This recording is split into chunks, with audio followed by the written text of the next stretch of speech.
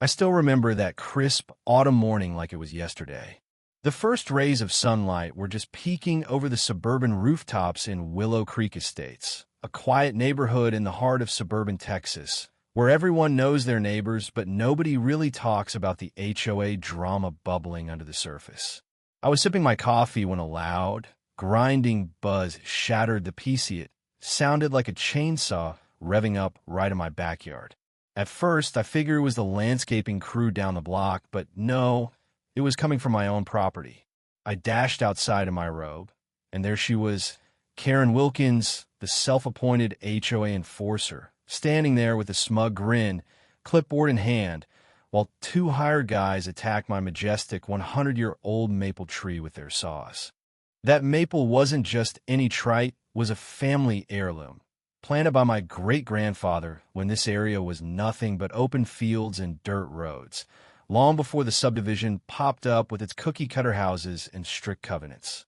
It had shaded family barbecues, hosted tire swings for the kids, and even survived the big freeze a few years back. To me, it was the soul of my yard. But to Karen, it was apparently a hazard that needed to go. I yelled for them to stop, but she just waved her clipboard like a royal decree. Section 12.4 of the bylaws overgrown foliage posing a risk to community aesthetics and safety. Bull. There is no such rule, and I knew it. This wasn't about safety, it was about her ego. Little did I know, this was the start of a neighborhood war that would expose her for the bully she really was. I confronted her right there, phone in hand, recording everything. The workers paused, looking uneasy, chainsaws idling. "Turn it off now," I demanded. One guy killed his engine, glancing at me like he wanted no part of this. Karen, though, puffed up like she owned the place. "Mr. Thompson, this is official HOA business. That tree's branches overhang the sidewalk. It's a liability." I laughed, but it was laced with anger. Overhang? It's on my deed, fully inside my fence. And there's no section 12.4. Show me the covenant. She hesitated, flipping pages dramatically, but came up empty. The second worker shut down his saw too, muttering about not getting arrested over a tree. Karen snapped at them to pack up, promising formal action later. As she stormed off, I felt the tension coil in my gut. This woman wasn't backing down. Back inside, I called my buddy Mike Reynolds, a sharp lawyer who'd handled a few property disputes for me before. "Send me the video," he said coolly. "You've got trespassing on tape, and if she pushes, we're talking potential felony damage. Get an arborist report to prove the tree's health." I did just that, emailing the HOA board too, attaching the footage and demanding confirmation on her fake rule. By afternoon, replies flooded in. Robert Klein, the actual HOA chairman, wrote back, "No such section exists. The board hasn't authorized any removal. Forward any notices from Ms. Wilkins immediately." Neighbors started texting. Turns out Karen had been terrorizing the block for months, finding folks for everything from holiday lights to bird feeders. One guy said she'd threatened to lean his house over a basketball hoop. The outrage was building, and I installed security cameras that day, pointing them right at the maple. Sure enough, the next day, a violation notice showed up in my mailbox in fake HOA letterhead, demanding I remove the tree or face $200 daily fines. Signed by Karen Wilkins, HOA president. She wasn't even president. She chaired the beautification committee, which basically meant suggesting mulch colors. I scanned it and fired it off to Mike and the board. Robert replied to all, "This is unauthorized. Disregard it." But Karen didn't stop.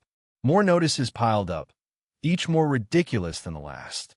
Neighbors shared stories in our group. Chat cited one family for non-approved rose bushes, another for sidewalk chalk drawings.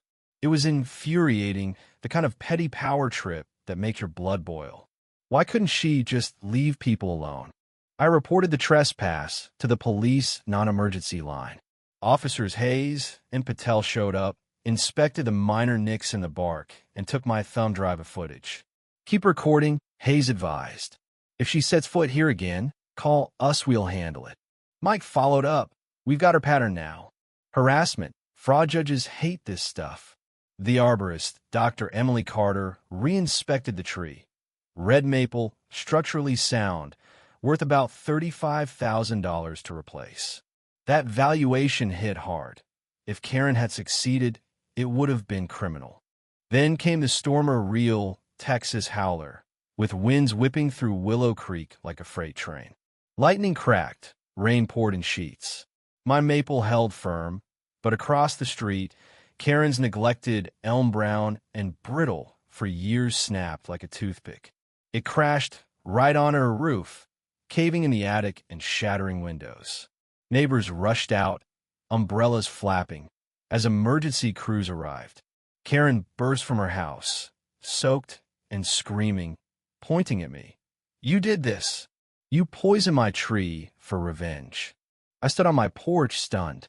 Karen, that elm's been dead forever, everyone warned you. Officers Hayes and Patel pulled up, calming her.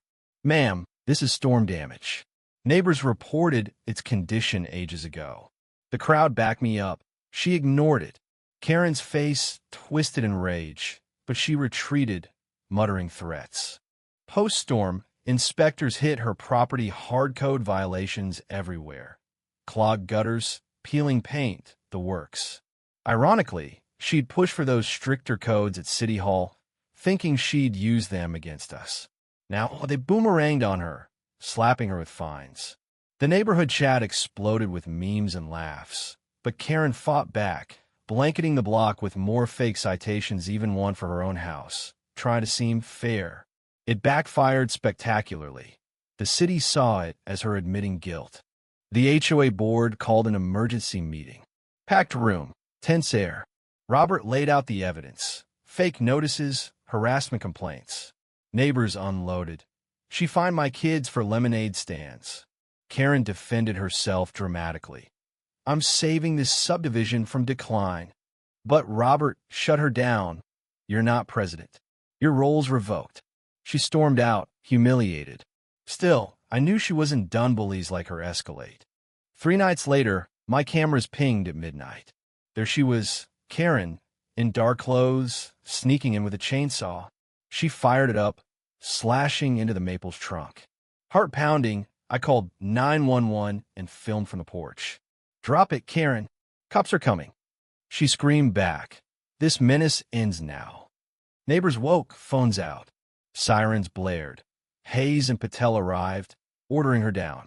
She resisted until they cuffed her, chainsaw sputtering out. The damage was deep. The tree was unstable. Dr. Carter confirmed, it has to come down for safety. Watching the crew remove it hurt like hell, but the neighborhood turned out in support. Mike assured me, felony charges stick now. The court was brutal. The DA presented videos, reports, and testimonies. Karen claimed community protection, but the judge wasn't buying. Your actions were illegal and destructive. Restitution, community service, counseling, probation, and no more HOA roles. Fines piled up. She had to sell her house. In the end, we planted a new maple sapling in my yard, neighbors pitching in with soil and tools. We added a plaque, the Thompson maple, destroyed by division, reborn by unity. Barbecues followed, kids playing freely, no more fear of clipboard tyrants.